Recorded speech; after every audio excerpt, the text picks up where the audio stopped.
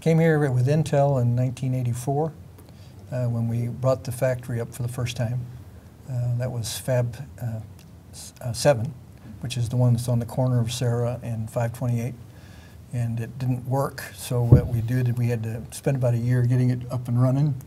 And but I came here with the original wave of people that came here and migrated in. So that was my start here. I came here in January of 1988. I was a publisher of the Observer, owned by Wick Communications. And the city was just finding its way to being a city. Prior to, what, 81, I guess, it wasn't a city. And it's just everything was happening. I moved here in 1979 and bought a house on Virginwood in Rolling Hills. And I bought it, I signed the check for it, the house, down payment on the house, on the hood of the framer's truck. And there was nothing between where the house was being framed and Farmington at that point. And I think the city was still yet to be incorporated. There were about 10,000 people living here. I get a call from Jim Wall, who was president of AMREP, and he asked me if I would come to lunch with himself and Grover Nash, who was I think the second mayor. And what they showed me at that lunch was a inverted curve showing that the city was, mainly because AMREP was building 1,000 houses a year, was creating service burden for the city faster than the tax base was showing up to pay for it. And they were projecting, this was 1986, they were projecting that by 93, 5 years from then, that the city would be bankrupt if we couldn't figure out a way to grow the economic base or the job base of the community a little faster than the population. And so you start getting back to parity. So the question was, we had gotten some companies move into grants. What would it take to do it in RioRancho? And that led to me getting hired at AMREP as the economic development director.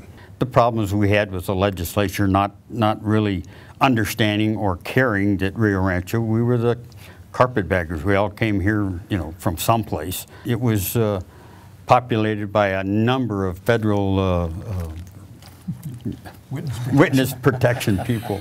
It was, nobody denied it. You're going to ask somebody, you going to witness protection? No. And then the story of Matt probably knows more of this, but we always got tremendous stories about the trash trucks that were stolen back in New York, someplace, and driven out here, and bodies in the landfill. Didn't happen, no, Matt? How did you get here? It was before my time. I took over after that happened. Oh, I see. Okay. That's true. So, it's those kinds of things. Am I on wire here? Yeah. Those kinds of things is what drove the best readership. When you look at the way things were when the city was about 10,000 to about 15,000 residents, and it was right around the time and a little bit after incorporation. I mean, when I got here, there was no city planning department. No. They were still getting all the permits done in Santa Fe. And so the decision-making process, when you start thinking about how things get decided and how investment decisions get made and how policy gets made at a city level, back then, there were really 4 people you had to get conversant with the idea. You had the chairman of the county commission. There was a 3-person county commission at the time in Sandoval County. You had a brand new city council and a mayor. I think it was five members, including the mayor.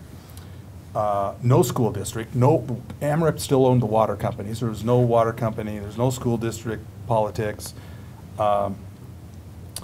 And then you had AMREP. So if you had, and then the site manager at Intel. So if you had the site manager at Intel, Jim Wall, and Joe Lang, and the mayor of RioRancho, and a couple of city councilors on board, you could start buying pipe for whatever you were trying to do the next day. And in order to get things done, you needed to know and have a relationship with about 15 to 20 people. And you could see them, you would see them every day. And every week you would actually sit down and actually catch up on what was going on.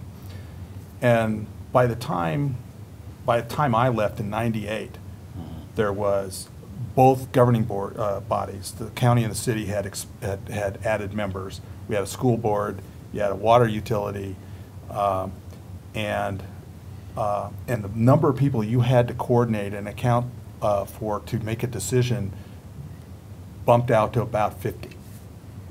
And it changes the dynamics for making decisions, and all of a sudden everything is now executed through a political screen.